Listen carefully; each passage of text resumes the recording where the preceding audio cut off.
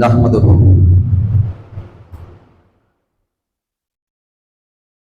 ونصلي ونسلم على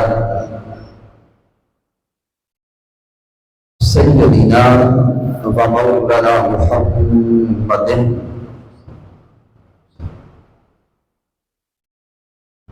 نبي أمين مكين كريم الرؤوف الرحيم. أما بعد فأعوذ بالله من الشيطان الرجيم. بسم الله الرحمن الرحيم. قال الله تبارك وتعالى في القرآن المجيد: إنا نحن نزلنا الذكر وَإِنَّا لَهُ لَحَافِظُونَ. صدق اللہ مولانا العظیم. إِنَّ اللَّهَ وَمَلَائِكَتَهُ يُصَلُّونَ عَلَى النَّبِيِّ يَا أَيُّهَا الَّذِينَ آمَنُوا صَلُّوا عَلَيْهِ وَسَلِّمُوا تسلیما.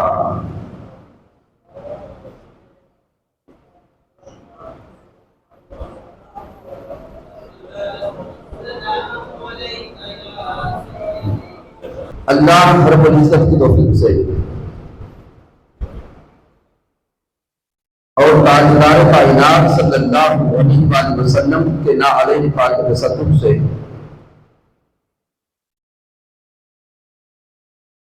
ملک وال کی اس عظیم جامع مسجد میں الحمدللہ ہم ماہانہ درس عرفان الحدیث میں حاضر ہیں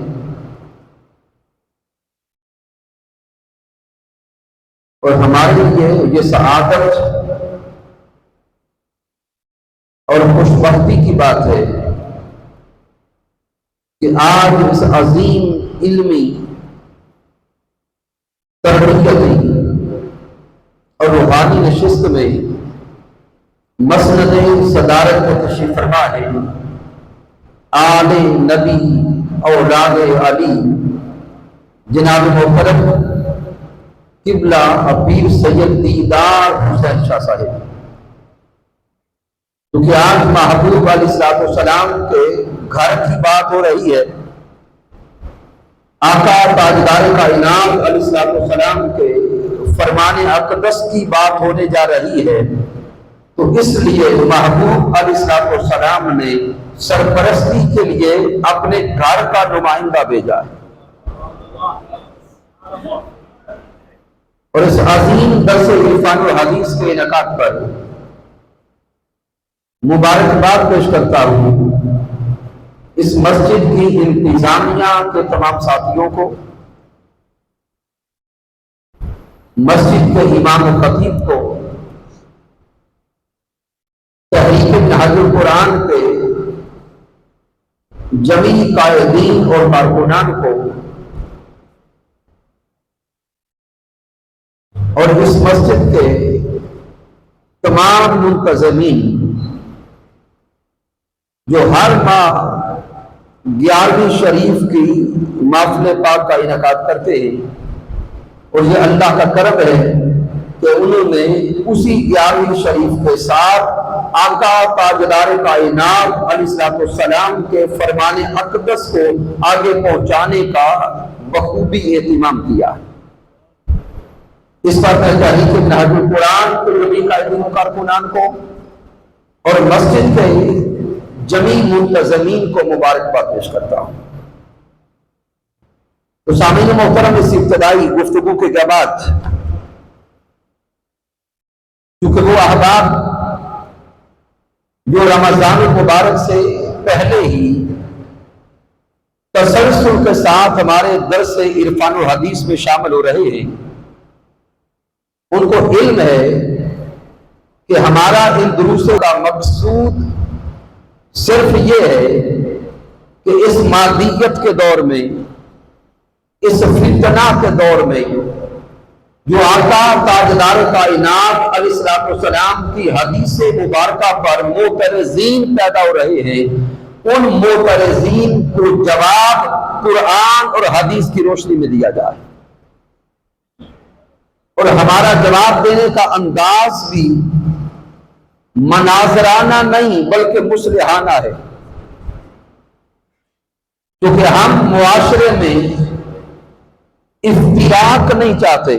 ماشاءاللہ ہم وہ معاشرہ جو امت مسلمہ کا معاشرہ ہے، آج جو بگاڑ کا شکار ہوتا جا رہا ہے، ٹوٹ کا شکار ہوتا جا رہا ہے، ہمارا مقصود اس تفرقہ کو، ٹوٹ کو اور اس انتشار کو بڑھانا نہیں ہے، بلکہ قرآن و حدیث کی روشنی میں ہر جہت پر، ہر پیمانے پر اور ہر انداز سے اس انتشار کا بھی خاتمہ کرنا ہے، اور عقائد صحیحہ کا اور فرمان رسول صلی اللہ علیہ وسلم کو آگے پہنچانے کا بھی کما حق اہتمام کرنا ہے۔ اس لیے آپ کو علم ہے کہ ہماری یہ درس عرفان و حدیث کی نشست یہ کوئی رسمی پروگرام یا رسمی خطاب نہیں ہوگا، ہم باقاعدہ طور پر کوشش کریں گے کہ علمی اور فکری انداز سے تاجدار کائنات علیہ الصلوۃ والسلام کے فرمان اقدس کو آگے پہنچا سکیں۔ تو اس سے پہلے جو ہماری نشستیں ہو چکی، ان میں جو ہمارے موضوعات گزر چکے، تاکہ جو آج پہلی بار اس نشست میں آئے ہیں وہ ذہنی طور پر اس کے ساتھ کنیکٹ ہو جائیں۔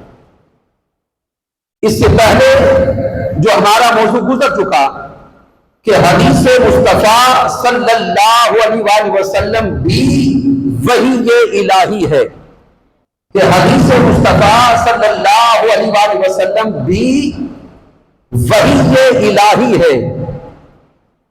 اللہ رب العزت نے کلم مصطفیٰ صلی اللہ علیہ وآلہ وسلم پر دو چیزیں اتاری ہیں، ایک قرآن اتارا ہے اور ایک حدیث نبوی اتاری ہے۔ قرآن بھی وحی الہی ہے اور حدیث نبوی بھی وحی الہی ہے۔ فرق صرف اتنا ہے کہ قرآن وحی جلی ہے، حدیث مصطفیٰ وحی خفی ہے۔ قرآن وحی مطلوب ہے، حدیث نبوی وحی غیر مطلوب ہے۔ قرآن مجید فرقان حمید الفاظ اور معانی دونوں منزل من اللہ ہے، اور حدیث مصطفیٰ مفہوم اور معنی اللہ کی طرف سے نازل کرتا ہے، اس کے الفاظ خود محمد مصطفیٰ صلی اللہ علیہ وآلہ وسلم کے۔ بس یہ سادہ سا فرق ہے۔ تو جب یہ راز ہم سمجھ گئے کہ قرآن بھی وحی الہی اور حدیث مصطفیٰ صلی اللہ علیہ وآلہ وسلم بھی وحی الہی ہے، تو آج ہمارا موضوع ہے حفاظت حدیث کا اہتمام، اور اس موضوع کو بیان کرنے کی ضرورت کیوں پیش آئی؟ سامعین، چونکہ آج کا دور علم کا دور ہے، لوچک کا دور ہے، دلیل کا دور ہے، تو وہ لوگ جنہوں نے دین اسلام کو بالکل سرسری پڑھا ہے، یا جنہوں نے دین اسلام کو خود نہیں پڑھا بس کسی سے سنا ہے، ان کے ذہنوں میں ایک سوال پیدا ہوتا ہے کہ حدیث نبوی کی جو کتب ہے، صحاح ستہ، جن میں بالخصوص امام بخاری کی صحیح البخاری اور امام مسلم کی صحیح المسلم اور دیگر امام ترمذی کے جامع کو لیں، پھر امام نسائی کو لیں، پھر ابی داؤد کو لیں، پھر امام حاکم کو لیں، تو وہ لوگ جنہوں نے دین اسلام کا لطافت کے ساتھ مطالعہ نہیں کیا، جنہوں نے دین اسلام کا گہرائی کے ساتھ مطالعہ نہیں کیا، وہ لوگ سوال کرتے ہیں کہ حدیث پاک کی سب سے پہلی کتاب جس کو صحیح البخاری کہتے ہیں، یہ کتاب پیارے آقا علیہ الصلوۃ والسلام کے وصال مبارک سے کم و بیش 200 سال بعد لکھی گئی۔ حدیث مبارکہ کی پہلی کتاب حضور کے وصال کے کم و بیش 200 سال بعد لکھی گئی۔ تو جب وہ یہ سمجھتے ہیں کہ حدیث کی پہلی کتاب صحیح بخاری حضور کے وصال کے 200 سال بعد کم و بیش لکھی گئی، تو ان کے ذہن میں سوال پیدا ہوتا ہے کہ حضور کے وصال سے لے کر صحیح بخاری تک کم و بیش 200 سال کا جو گیپ آ رہا ہے، اس گیپ میں حدیث نبوی کہاں تھی؟ کیا ان 200 سالوں میں حدیث مصطفیٰ صلی اللہ علیہ وسلم کا کچھ ذخیرہ موجود نہیں تھا؟ کیا ان 200 سالوں میں پیچھے حدیث کی کوئی اور کتاب موجود نہ تھی؟ تو سامعین محترم، آج ہم سب سے پہلے یہ جاننے کی کوشش کریں گے کہ امام بخاری سے پہلے، یعنی صحیح البخاری سے پہلے جو 200 سال کا عرصہ ہے، ان 200 سال کے عرصہ میں کم از کم 300 سے زائد حدیث مبارکہ کے نسخے موجود تھے۔ یعنی صحیح البخاری سے پہلے پیارے آقا علیہ الصلوۃ والسلام سے لے کر امام بخاری تک درمیان میں حدیث نبوی کا کوئی گیپ موجود نہیں، کسی قسم کا کوئی خلا موجود نہیں۔ حضور کے اپنے زمانے سے لے کر امام بخاری تک حدیث نبوی کے کم از کم 300 کے قریب نسخے موجود تھے۔ تو جب اس کا مقدمہ ہم سمجھ گئے تو حفاظت حدیث کے موضوع کی طرف آتے ہیں۔ تو سامعین محترم جان لیں، حدیث نبوی کی حفاظت کا ذمہ خود اللہ رب العزت نے لیا۔ جس طرح قرآن مجید فرقان حمید کی حفاظت کا ذمہ اللہ نے لیا ہے، بالکل اسی طرح فرمان مصطفیٰ کی حفاظت کا ذمہ بھی اللہ نے لیا ہے۔ رب کائنات قرآن مجید میں فرما رہا ہے سورہ الحجر میں، میرے اللہ نے فرمایا اِنَّا نَحْنُ نَزَّلْنَا الذِّكْرَ وَإِنَّا لَهُ لَحَافِظُونَ۔ میرا رب فرماتا ہے بے شک ہم ہی اس ذکر کو نازل کرنے والے، بے شک ہم ہی اس ذکر کو نازل کرنے والے ہیں اور ہم ہی اس ذکر کی حفاظت کرنے والے۔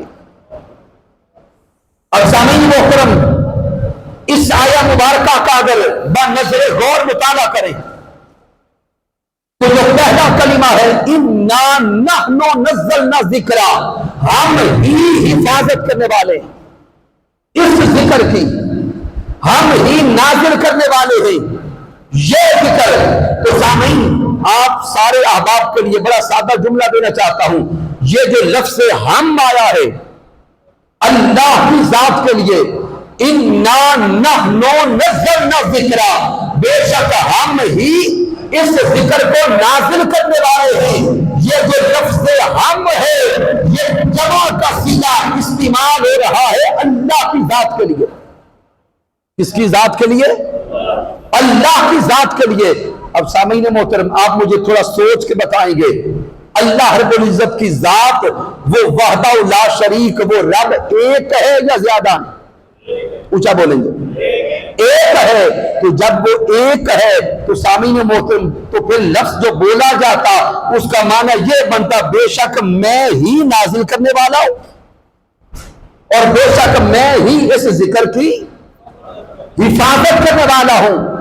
انسانی ذہن سوال کرتا ہے، اے رب کائنات، جو ہمیں عقیدہ توحید پڑھایا گیا وہ عقیدہ تو یہ ہے کہ بے شک وہ اللہ ایک ہے، اللہ ایک ہے، وحدہ لا شریک ہے، لم یلد ولم یولد ہے، تو اے مالک کائنات ذہن سوال کرتا ہے جب تو ایک ہے، احد ہے، الصمد ہے، تو پھر یہاں پہ ہونا تو یہ چاہیے تھا کہ بے شک میں ہی نازل کرنے والا ہوں اور بے شک میں ہی اس کی حفاظت کرنے والا ہوں.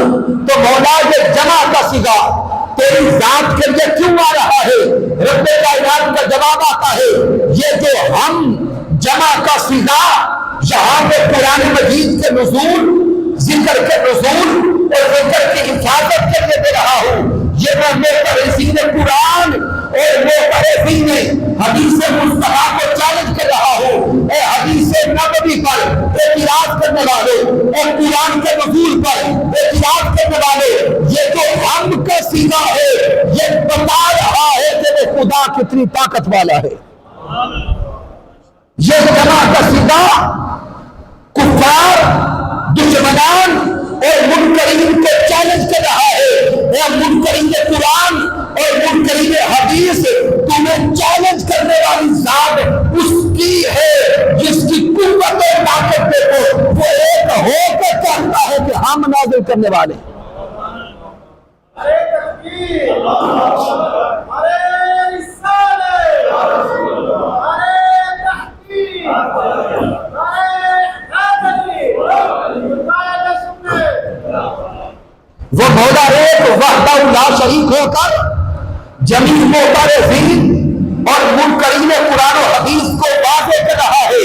ارے منکرین قرآن اور منکرین حدیث، تم سمجھ لو اگر تم ان کے لٹک بھی جاؤ تو نہ اس قرآن میں ایک دو بدل کر سکتے ہو اور نہ ہی اس حدیث نبوی کو مٹا سکتے ہو. چونکہ قرآن کی حفاظت کا ذمہ بھی اللہ کا ہے اور حدیث نبوی کی حفاظت کا ذمہ بھی اللہ کا ہے. اب اس سے آگے اگر کوئی کہے کہ علامہ صاحب آپ نے حدیث نبوی کو یہاں جوڑ دیا ہے قرآن کے ساتھ، ہم نے تو اس سے پہلے یہی سنا ہے اِنَّا نَحْنُ نَزَّلْنَا الذِّكْرَ، کہ بے شک اللہ نے فرمایا ہم ہی قرآن کو نازل کرنے والے. تو سامعین میں اس آیت کے پڑھنے والے تمام احباب کو دعوت فکر دیتا ہوں کہ جہاں اللہ یہ نہیں فرما رہا اِنَّا نَحْنُ نَزَّلْنَا الْقُرْآنَ، اللہ نے یہ نہیں فرمایا. نہیں اللہ نے فرمایا اِنَّا نَحْنُ نَزَّلْنَا الْكِتَابَ. یہ دونوں کلمات نہیں ہیں بلکہ رب فرماتا اِنَّا نَحْنُ نَزَّلْنَا الذِّكْرَ. اب یہ جو لفظ ذکر ہے اس کا لغوی معنی ہے نصیحت. یہ جو لفظ ذکر ہے اس کا لغوی معنی کیا ہے؟ نصیحت. تو رب فرماتا ہے بے شک ہم ہی اس نصیحت کو اتارنے والے، بے شک ہم ہی اس نصیحت کو اتارنے والے ہیں. مولا یہ نصیحت کیا ہے؟ رب فرماتا ہے میرے پیارے مصطفیٰ کو دیکھو، زبان مصطفیٰ سے جو کچھ نکلتا ہے وہ نصیحت ہے. میرے محبوب کے کلام کے دیکھو، تاجدار کائنات کی زبان اقدس کو دیکھو اور نئے مصطفیٰ پہ جاؤ. میرے حبیب کی زبان اقدس سے جو کچھ نکلتا جاتا ہے وہی نصیحت ہے. میرا مصطفیٰ کبھی کلام کرتا ہے تو فرماتا ہے اسے قرآن میں لکھو، قرآن کی نصیحت ہو گیا. میرا مصطفیٰ کبھی کلام کرتا ہے فرماتے ہیں اسے حدیث میں لکھو، حدیث کی نصیحت ہو گئی. تو راز سمجھ آ گیا قرآن بھی کلام مصطفیٰ ہے، حدیث بھی کلام مصطفیٰ ہے. اِنَّا نَحْنُ نَزَّلْنَا الذِّكْرَ، یہ کلمات فرما رہے ہیں وہ رب جس طرح وہ نصیحت قرآن کی حفاظت کرتا ہے اسی طرح وہ نصیحت حدیث کی حفاظت کرتا ہے.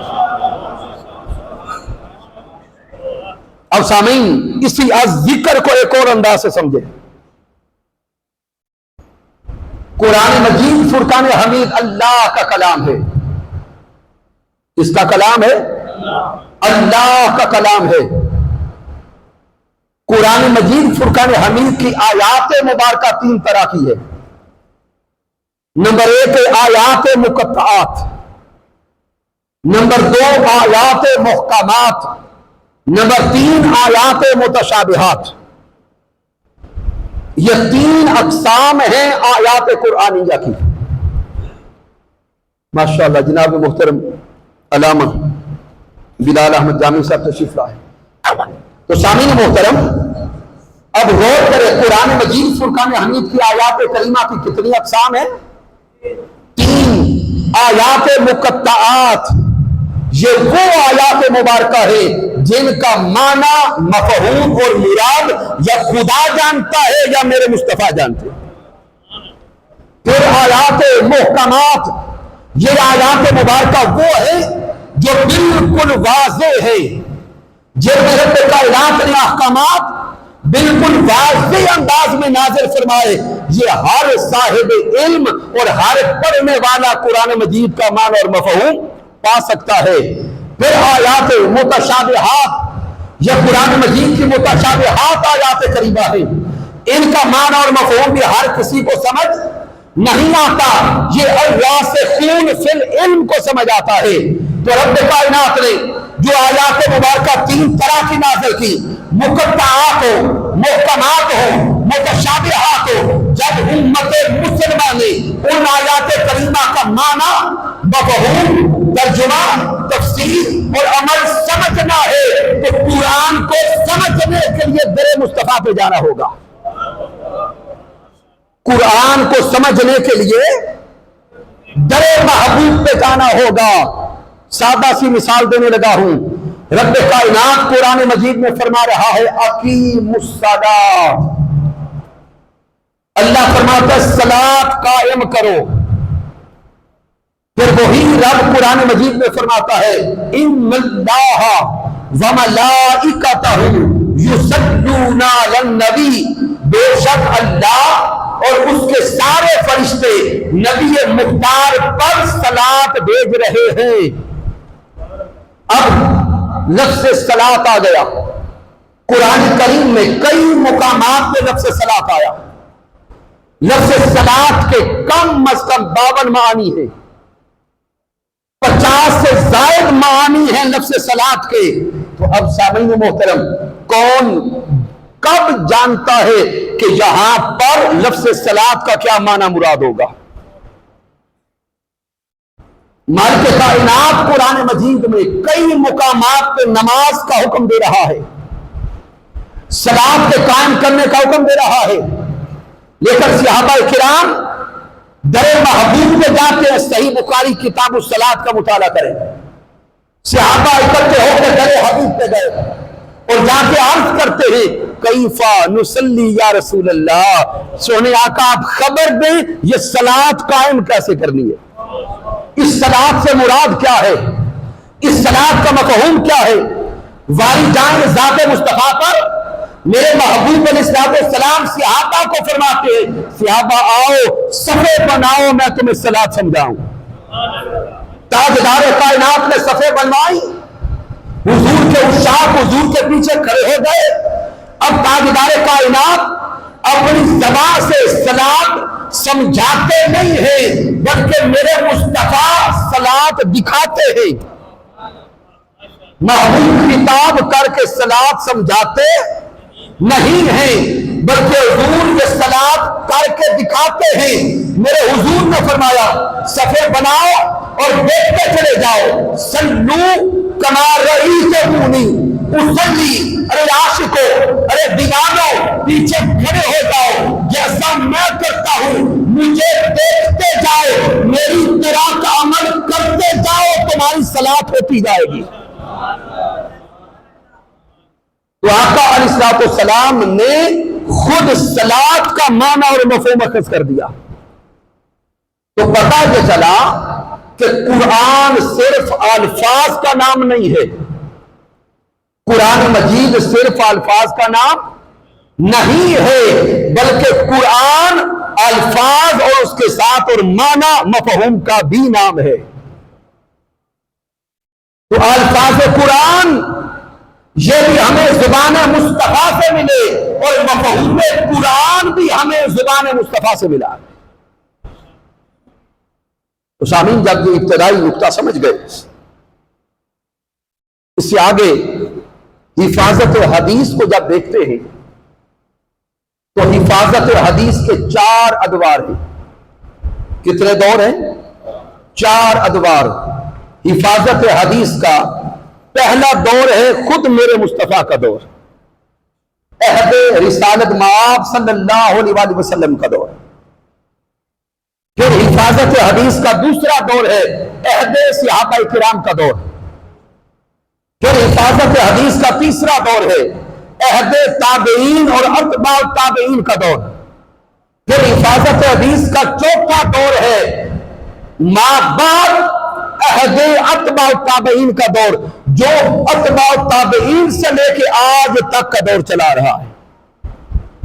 تو آج کا ہمارا جو موضوع ہے، چونکہ وقت کم ہوگا، ہم صرف حضور علیہ الصلوۃ والسلام کے اپنے زمانے میں دیکھتے ہیں کہ میرے پیارے مصطفیٰ نے حدیث کی حفاظت کیسے کروائی ہے، تاکہ یہ سوال ہی بالکل ختم ہو جائے کہ امام بخاری سے پہلے حدیث کی حفاظت کی کوئی نہ اہتمام تھا نہ ذمہ داری تھی. تو پہلا نقطہ یہ سمجھ آ گیا کہ حفاظت حدیث کی سب سے پہلی ذمہ داری تو اللہ نے خود اٹھائی ہے. پھر آج سامعین، جب آقا علیہ الصلوۃ والسلام کا دور اقدس ہے تو آقا علیہ الصلوۃ والسلام کے دور میں 3 طریقے تھے حدیث کو محفوظ کرنے کے. کتنے طریقے تھے؟ 3 طریقوں سے حدیث پاک محفوظ کی جاتی تھی. پہلا طریقہ تھا حفظ حدیث، حدیث مبارکہ کو حفظ کر لینا، زبانی یاد کر لینا. دوسرا طریقہ تھا تعامل، یعنی جو میرے مصطفیٰ نے فرمایا اس پر عمل کر کے بار بار ریپیٹیشن کے ذریعے عمل کر کے اس کو محفوظ کر لینا. اور تیسرا طریقہ تھا کتابت حدیث. ان 3 طریقوں سے تاجدار کائنات علیہ الصلوۃ والسلام کے اپنے دور اقدس میں حضور کی حیات ظاہری میں حدیث پاک محفوظ ہوتی رہی. سب سے پہلا طریقہ حفظ حدیث، حدیث مبارکہ کو حفظ کر لینا.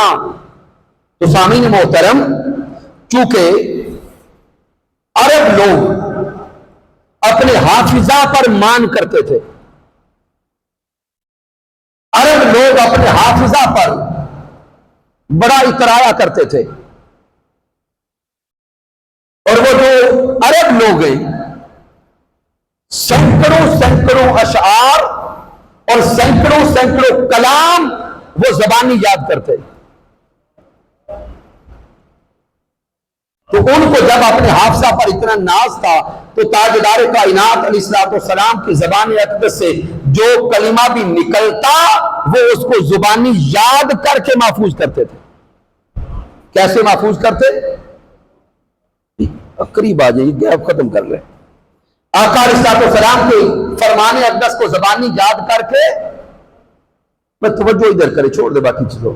حضور کے کلام اور حضور کے فرمان کو زبانی یاد کر کے کیا کرتے؟ محفوظ کر لیا کرتے تھے. اس سارے وقت کو بچاتے ہوئے صرف ایک حدیث بات دے رہا ہوں.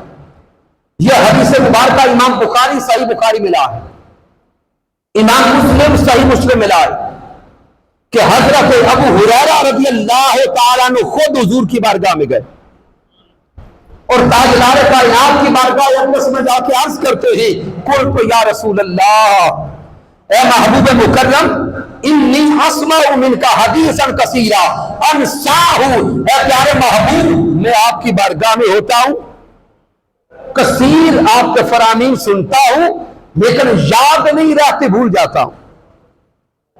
نسیان کی بیماری لگتی ہے کہ حضور آپ کا فرمان سنتا تو ہوں لیکن یاد نہیں رہتا. قال رسول اللہ، صدقے جائیں پیارے آقا پر، میرے محبوب یہ نہیں فرماتے کہ اے ابو ہریرہ یہ ذہنی نفسیاتی بیماری ہے، کسی ڈاکٹر کے پاس جاؤ. میرے آقا یہ نہیں فرماتے کسی حکیم کے پاس جاؤ.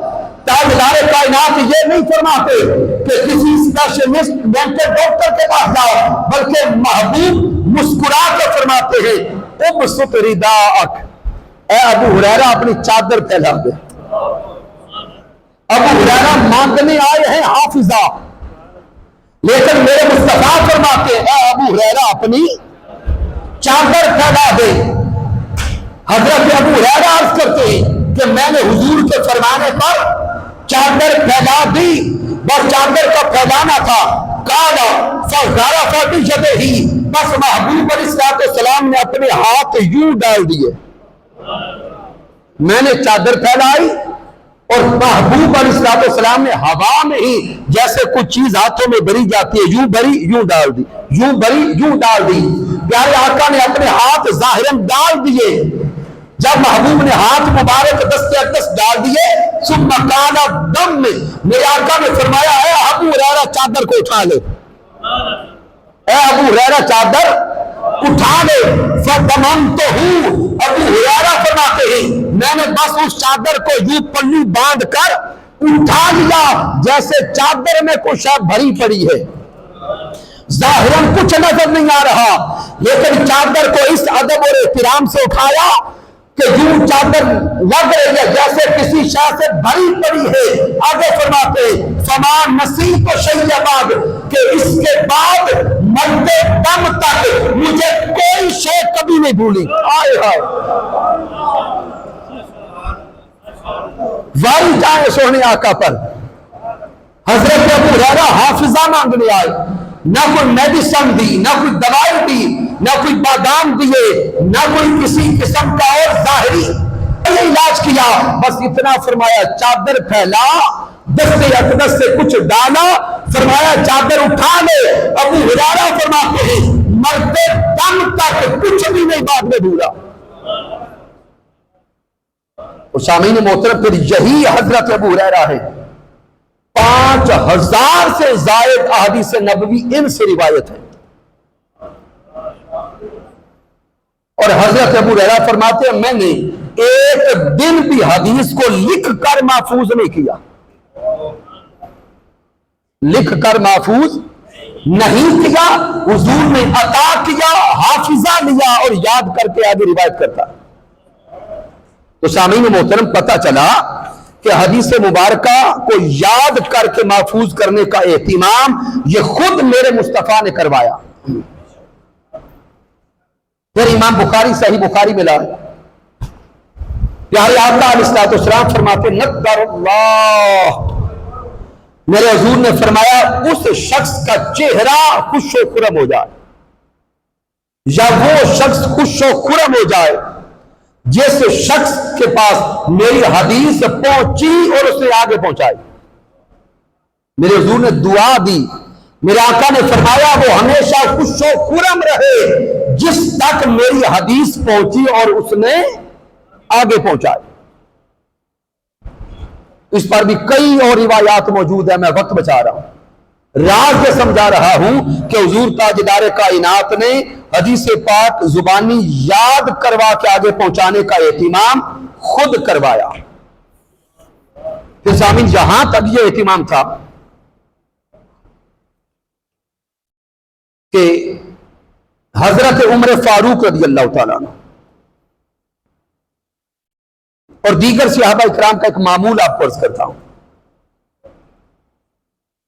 حضرت عمر فاروق رضی اللہ تعالیٰ عنہ فرماتے کہ مدینہ المنورہ میں جب ہجرت کر گئے تو میری کوئی ایک ذمہ داری ایسی لگی کہ مدینہ المنورہ سے باہر 2-3 میل کچھ عرصہ کے لیے مجھے ٹھہرنا پڑا۔ حضرت عمر فاروق فرما رہے ہیں تو جب مدینہ المنورہ سے باہر ٹھہرنا پڑا تو ایک انصاری صحابی حضرت عتبان بن مالک رضی اللہ تعالیٰ عنہ، ان کے ساتھ میں نے رہنا تھا۔ ایک طرف کسی آفیشل ذمہ داری کی وجہ سے مدینہ المنورہ سے باہر بھی رہنا تھا اور دوسری طرف حضور کی حدیث کو لینے کی طرف بھی تھی۔ ایک طرف طرف ہے کہ حضور فرماتے کیا ہے وہ مجھ تک پہنچے، اور ایک طرف حضور کی عطا کردہ آفیشل ذمہ داری کی وجہ سے مدینہ سے باہر بھی رہنا ہے۔ تو حضرت عمر فاروق فرماتے ہیں میں اور حضرت عتبان بن مالک رضی اللہ تعالیٰ عنہ اکٹھے تھے، ہم نے مشورہ کیا کہ یہاں بھی رہنا ذمہ داری ہے اور حضور کا فرمان لینا ہمارا عشق ہے، ہمارا جنون ہے۔ اس لیے حضرت عمر فاروق فرماتے ہیں کہ ہم دونوں نے وہ ذمہ داری نبھاتے ہوئے آپس میں باری لگائی کہ ایک دن سارا دن حضور کی بارگاہ میں اے اتبان آپ جا کے بیٹھے گے، اگلا دن حضور کی بارگاہ میں سارا دن میں بیٹھوں گا۔ اب ان عاشقوں کا عشق دیکھیں، ذمہ داری بھی نبھائی جا رہی ہے لیکن آپس میں باری بنا لی۔ حضرت عمر فاروق رضی اللہ تعالیٰ عنہ حضرت عثمان بن مالک سے فرماتے ہیں اے عثمان ایک سارا دن حضور کی بارگاہ میں آپ جاؤ گے، اگلا سارا دن حضور کی بارگاہ میں میں جاؤں گا، رات کو جب پلٹ کے آئیں گے حضور کی حدیث جو سارا دن حضور کی بارگاہ میں رہ کے سنی ہوگی، جو سارا دن سنا ہوگا وہ ساری رات دوسرے کو سنایا کریں گے۔ جو ساری رات حضور علیہ السلام کا فرمان دوسرے سے سنیں گے، کیا اس میں عشق نہیں ہوگا؟ کیا اس میں جنون نہیں ہوگا؟ کیا اس میں وارفتگی نہیں ہوگی؟ سامعین محترم، یہ باری کا قائم کرنا کہ ایک دن آپ جاؤ گے اگلے دن میں جاؤں گا، یہ باری کا مقرر کرنا خود بتا رہا ہے کہ وہ عشاق حضور کے فرمان کو کتنی اہمیت دیتے تھے۔ پھر سامعین صحیح بخاری کو پڑھیں، صحیح مسلم کو پڑھیں، معروف حدیث مبارکہ ہے اور یہ حوالہ بالخصوص حضرت پیر محمد کرم شاہ الازہری رحمت اللہ تعالی علیہ نے اپنی کتاب سنت خیر الانام میں دیا۔ آپ فرماتے ہیں کہ اے حضور کے عاشقوں، کبھی اس انداز سے بھی سوچو، وہ صلح حدیبیہ کا موقع ذہن میں لاؤ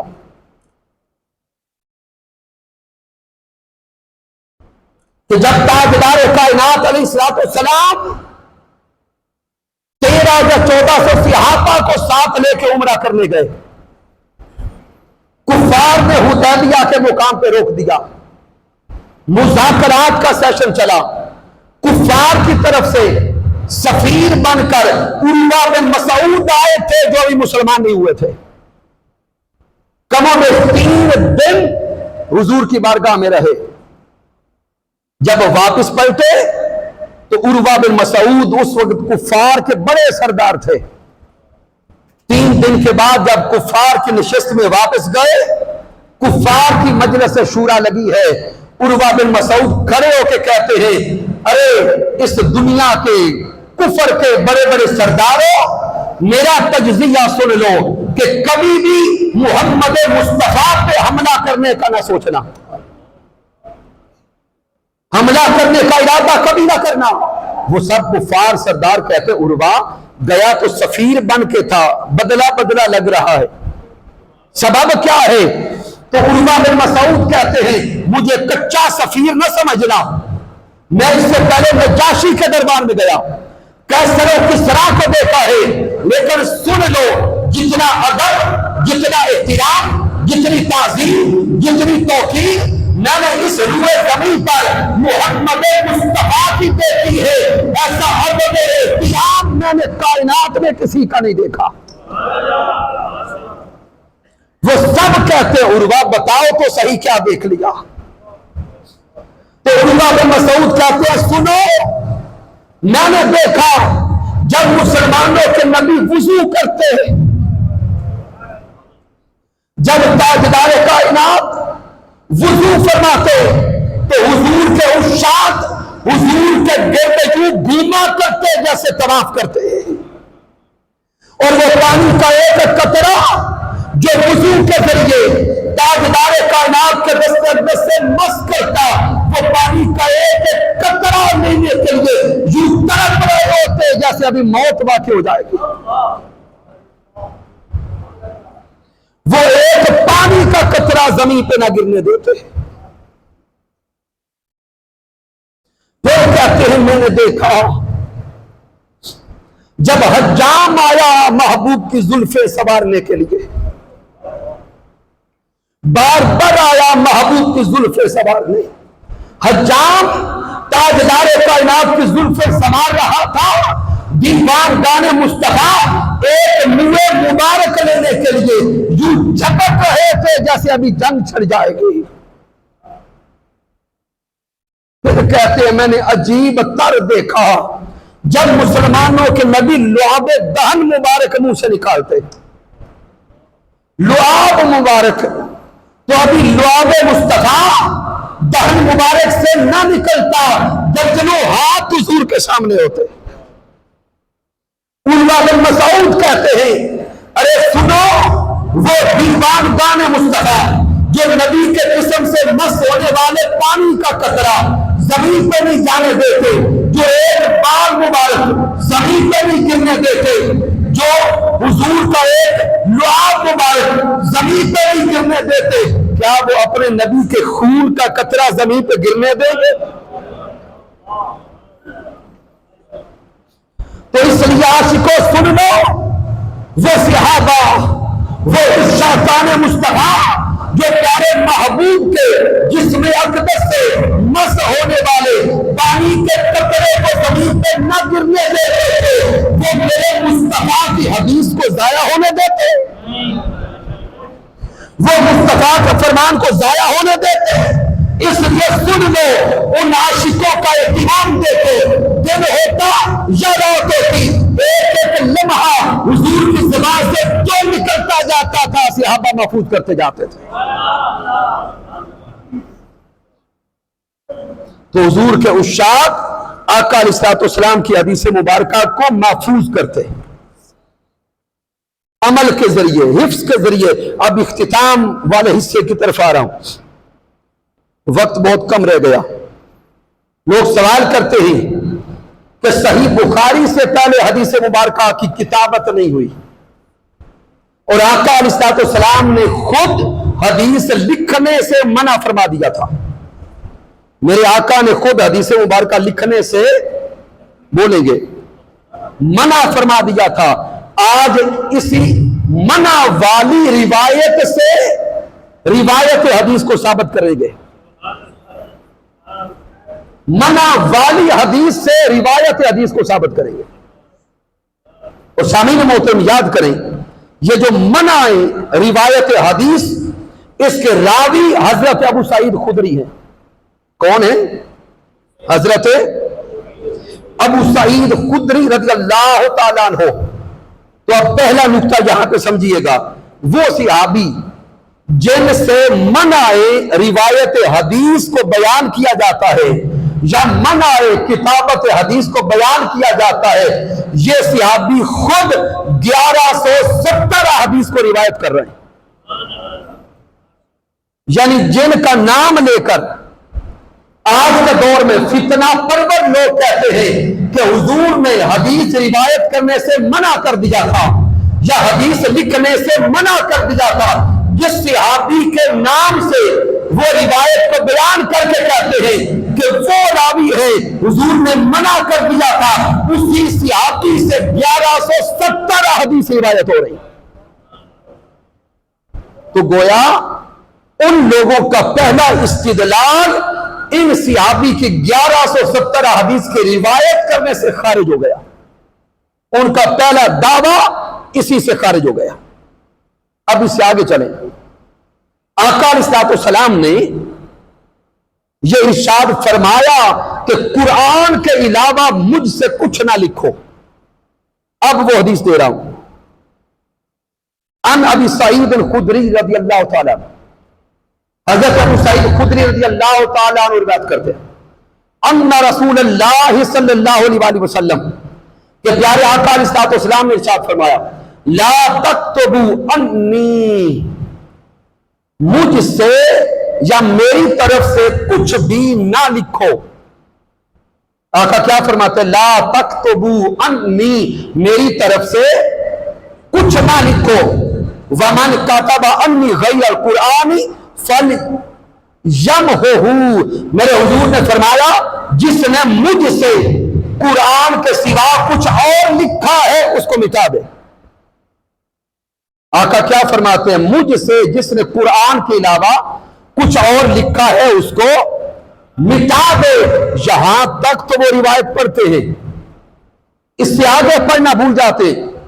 اس کے بعد میرے آقا فرماتے ہیں وَحَدِّثُوا عَنِّي وَلَا حَرَجْ، جس نے مجھ سے قرآن کے سوا کچھ لکھا ہے وہ لکھا ہوا مٹا دے، اگر سنا ہے تو وہ آگے بیان کرتا رہے۔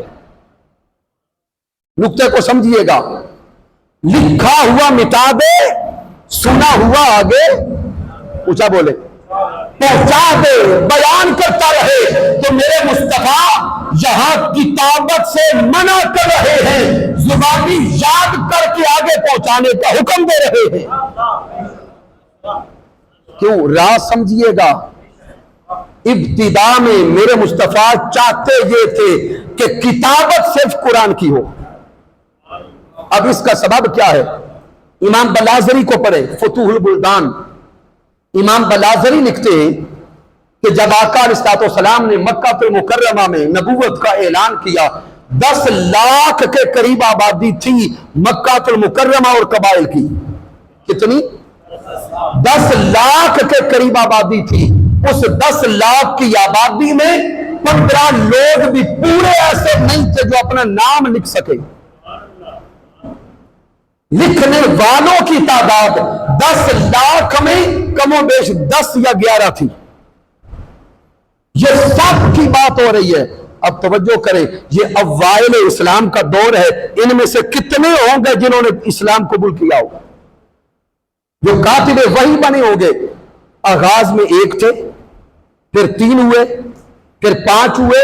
تو مجھے یہ بتائیے، وہ مکہ کا دور جو دشمن کی طرف سے دن رات حملے کا خدشہ، دشمن کی طرف سے ہر وقت فتنے کا خدشہ، اس وقت جب دوسری طرف جو نو مسلم ہیں انہیں نہ ابھی قرآن کے مزاج کا پتہ نہ حدیث کے مزاج کا پتہ، تو جب وہ قرآن و حدیث کا مزاج بھی نہیں جانتے اور لکھنے والے کاتب بھی کم ہیں، اس لیے میرے مصطفیٰ نے فرمایا کہ آغاز میں حکمت یہ ہے کہ پہلے قرآن کی کتابت کی جائے۔ یہ میرے مصطفیٰ کی حکمت عملی تھی کہ آغاز میں فقط اللہ کے کلام کی کتابت ہو، تاکہ حدیث اور قرآن کے درمیان کسی کے ذہن میں کوئی مغالطہ پیدا نہ ہو۔ لیکن میرے مصطفیٰ جب کتابت حدیث سے منع کرتے ہیں، حضور کے فرمان پہ غور کریں، آقا نے فرمایا قرآن کے علاوہ جو کچھ لکھا ہے سب مٹا دو۔ اب یہاں سے اگلا نقطہ دے رہا ہوں، یہ میرے آقا علیہ السلام نے صرف مسلمانوں کو نہیں فرمایا کہ قرآن کے علاوہ جو ہے مٹا دو، میرے پیارے مصطفیٰ نے یہ اہل کتاب کو بھی حکم دیا ہے۔ وہ جو ان قبائل میں اہل کتاب موجود تھے، پھر اوائل مدنی دور میں بھی یہ حکم جاری رہا کہ جب میرے مصطفیٰ مدینہ تشریف لائے، وہاں عیسائی تھے، نصارہ تھے، یہود تھے، کسی کے پاس تورات کا نسخہ تھا، کسی کے پاس انجیل کا نسخہ تھا، کسی کے پاس زبور کا نسخہ تھا۔ میرے مصطفیٰ نے کامن حکم دے دیا، میرے مصطفیٰ نے فرمایا وَمَنْ كَتَبَ عَنِّي غَيْرَ الْقُرْآنِ، جس کے پاس قرآن کا علاوہ کچھ بھی لکھا ہے سب کچھ مٹا دو۔ چونکہ اب قرآن آ گیا، باقی ساری کتب منسوخ ہو گئی۔ تو میرے آقا علیہ السلام نے ایک فرمان کے ذریعے نتائج دور رس لیے، کتابت سے منع کیا، روایت حدیث کا حکم دیا۔ پھر سامعین محترم، اگلی بات یاد کرنے کی، یہ جو منع ہے کتابت حدیث ہے، اس حدیث مبارکہ کے دوسرے راوی حضرت ابو ہریرہ رضی اللہ تعالیٰ عنہ، سامنے صرف 2 یا 3 احادیث اب اختصار کے ساتھ دیتا ہوں تاکہ یہ موضوع مکمل ہو جائے۔ تو سامعین محترم، منع کتابت حدیث کے جو دوسرے راوی ہیں ان کا نام حضرت ابو ہریرہ رضی اللہ تعالیٰ عنہ ہے۔ پہلے راوی حضرت ابو سعید خدری رضی اللہ تعالیٰ عنہ، اور انہوں نے خود 1170 حدیث روایت کی۔ اب دوسرے راوی حضرت ابو ہریرہ رضی اللہ تعالی عنہ ہے جن سے منع کتابت حدیث کو روایت کیا جاتا ہے، اور حضرت ابو ہریرہ خود 5374 حدیث روایت کرتے ہیں۔ لہذا یہ بات تو بالکل کلیئر ہو گئی کہ تاجدار کائنات نے ایک وقت کے لیے منع کیا، اور حکمت کیا تھی کہ ابھی اوائل اسلام کا دور ہے، پہلے کتابت قرآن سب کو سمجھ آ جائے، قرآن کا مزاج سمجھ آ جائے، اور حدیث نبوی کا مزاج سمجھ آئے۔ پھر سامعین محترم اس سے آگے چلیں، حضرت عبداللہ بن عمر رضی اللہ تعالیٰ عنہ سے روایت ہے، حضور کے عظیم صحابی حضرت عبداللہ بن عمر رضی اللہ تعالیٰ عنہ، آپ حضور کے ایسے عاشق تھے کہ حضور کی بارگاہ اقدس میں بیٹھتے، حضور کی زبان سے جو کچھ نکلتا وہ لکھ لیتے۔ میرے مصطفیٰ جو فرماتے وہ لکھ لیتے، یہاں تک کہ ایک دن مشرکین نے، کفار نے آپ کو تانا دیا، اور وہ تانا کیا ہے؟ اتکتب کل شیء، تم جو سنتے ہو سب کچھ لکھ لیتے ہو؟ کبھی تمہارے نبی غصہ میں ہوتے ہیں، کبھی خوشی کی حال میں ہوتے ہیں، کبھی غمی ہے، کبھی خوشی ہے، کبھی غصہ ہے، کبھی رضا ہے۔ تو عبداللہ ابن عمر، آپ کے نبی بھی تو ایک بشر ہے، ان کی زبان سے جو کچھ نکلتا ہے کیوں لکھتے ہو؟ حضرت عبداللہ ابن عمر فرماتے، ان منافقین، کفار، مشرکین کے تانا دینے پر اور یہ جملے کہنے پر میں نے لکھنا چھوڑ دیا، لکھنا چھوڑ دیا، لیکن اندر ایک اضطراب ہے۔ حضرت عبداللہ ابن عمر کہتے ہیں میں حضور کی بارگاہ میں چلا گیا اور تاجدار کائنات علیہ السلام سے عرض کیا کہ پیارے محبوب علیہ السلام، میں آپ کی بارگاہ اقدس میں بیٹھتا اور آپ کی زبان اقدس سے جو کچھ نکلتا وہ لکھتا تھا، لیکن مجھے کفار نے ایک جملہ کہا کہ تمہارے نبی تو ایک انسان ہیں، وہ بھی تو ایک بشر ہیں، کبھی خوشی کا حال ہے، کبھی غمی کا حال ہے، کبھی غضب و ناراضگی ہے، تو اپنے نبی کی زبان سے نکلنے والا ہر جملہ کیوں لکھتے ہو؟ تو عرض کرتے حضور میں نے یہ جملہ سن کر دل پہ بوجھ آیا، لکھنا چھوڑ دیا، آپ فرمائیں میں کیا کروں؟ اب جواب سننا، اے میرے مصطفیٰ آپ فرمائیں میں کیا کروں؟ تاجدار کائنات کا جواب سنیے گا، میرے آقا فرماتے ہیں اکتب فوالذی نفسی بجدہ ما یخرج منہ الا حق۔ میرے مصطفیٰ نے اپنے دہن کی طرف اشارہ کیا اور فرمایا اللہ کی عزت کی قسم سن لو، اس زبان سے، اس دہن سے حق کے سوا کچھ نہیں نکلتا۔ ما یخرج منہ الا حق، اس زبان سے جو نکلتا ہے وہ حق لکھتا ہے، اس زبان سے جو جملہ نکلتا ہے وہ حق ہوتا ہے۔ اس لیے عبداللہ ابن عمر لکھا کرو۔ تو میرے آقا نے خود لکھنے کی اجازت دے دی، میرے پیارے مصطفیٰ نے لکھنے کی اجازت دے دی۔ آگے سامعین میں بات ختم کر رہا ہوں، یہ کتاب علماء کے لیے عرض کر رہا ہوں، حضور شیخ الاسلام ڈاکٹر محمد طاہر القادری مقدس اللہ علیہ کی کتاب ہے حجیت حدیث و سنت۔ اس کتاب کا مطالعہ کریں، اس کے بعد آقا علیہ السلام کے لکھنے کی اجازت دینا تو کجا، خود لکھنے کا حکم دینے پر درجنوں روایات حضور شیخ الاسلام نے بیان کر دی، یہاں تک کہ جب آقا علیہ السلام خطبہ ارشاد فرما رہے تھے، ابو شاہ نامی شخص دور سے آقا کی بارگاہ میں آیا، آ کے بیٹھا، میرے آقا علیہ السلام نے خطبہ ارشاد فرمایا۔ جب خطبہ حضور ارشاد فرما چکے تو وہ ابو شاہ حضور کی بارگاہ میں عرض کرتے، سونے آقا آپ کے جملے مجھے بڑے پیارے لگے، اے سونے آقا آپ کے جملے مجھے بڑے پیارے لگے، آپ کا فرمان مجھے بڑا بھلا لگا ہے، محبوب میں لکھنا نہیں جانتا، یہ مجھے لکھوا نہیں دیتے؟ تو تاجدار کائنات اپنے صحابہ کو فرماتے اکتبو لأبی شاہ، میرے آقا نے صحابہ سے فرمایا ابی شاہ کے لیے یہ سارا کچھ لکھ دو۔ میرے آقا نے لکھوایا۔ یہ سامعین محترم، تاجدار کائنات علیہ الصلوۃ والسلام نے اپنے دور اقدس میں اپنی مہر کے ساتھ 100 سے زائد اس وقت کے حکمرانوں کو خود خطوط لکھوا کے بھیجے۔ وہ سارے کے سارے خطوط جو لکھوائے گئے وہ سب حدیث مصطفیٰ ہے۔ کیا ہے؟ حدیث مصطفیٰ ہے۔ تو سامعین، آج کے درس عرفان الحدیث سے جو مرکزی نقطہ میں سمجھ آیا، وہ لوگ جو آج یہ سوال کرتے ہیں اور اعتراض کرتے ہیں کہ صحیح بخاری سے پہلے حدیث پاک کو محفوظ کرنے کا کوئی اہتمام نہیں تھا، ان کے لیے پہلا نقطہ یہ ہے، آپ تو صحیح بخاری سے پہلے دیگر چند سالوں کی بات کرتے ہو، میرے پیارے مصطفیٰ خود لکھوا کر حدیث کو محفوظ کرواتے رہے۔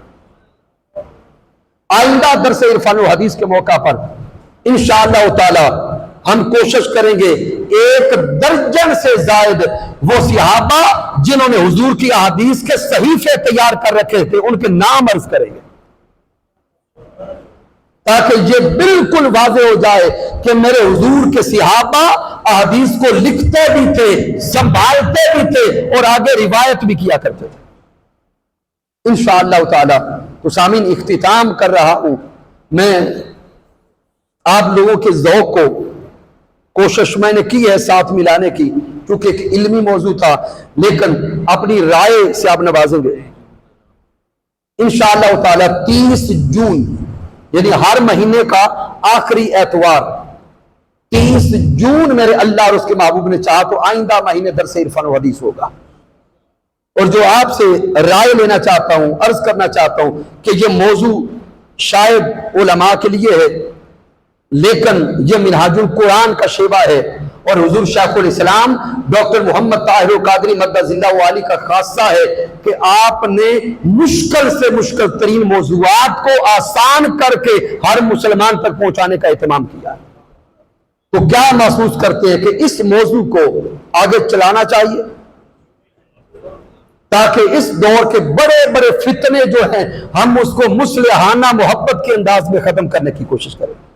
بارہ دیگر مبارکباد پیش کرتا ہوں اس مسجد کی انتظامیہ کے ساتھیوں کو، تحریک منہاج القرآن اور منہاج القرآن کے جملہ فورمز، منہاج القرآن یوتھ لیگ، مصطفی اسٹوڈنٹس موومنٹ، منہاج القرآن علماء کونسل، سب فورم کے جمی نمائندگان کو، جن کو میرے اللہ نے توفیق بخشی اور وہ تسلسل کے ساتھ درس عرفان و حدیث کو آگے لے کے چل رہے ہیں، اور بالخصوص اس مسجد کی انتظامیہ کے وہ لوگ جو گہرائی اور گیرائی کے ساتھ 11ویں شریف کا مطلب جان چکے، اور یہ علمی فیض ہے جناب محترم علامہ محمد بلال احمد جامی صاحب کا، جنہوں نے ان کو سمجھا دیا ہے کہ 11ویں صرف کھلانے کا نام نہیں ہے بلکہ 11ویں من تک پہنچانے کا نام ہے۔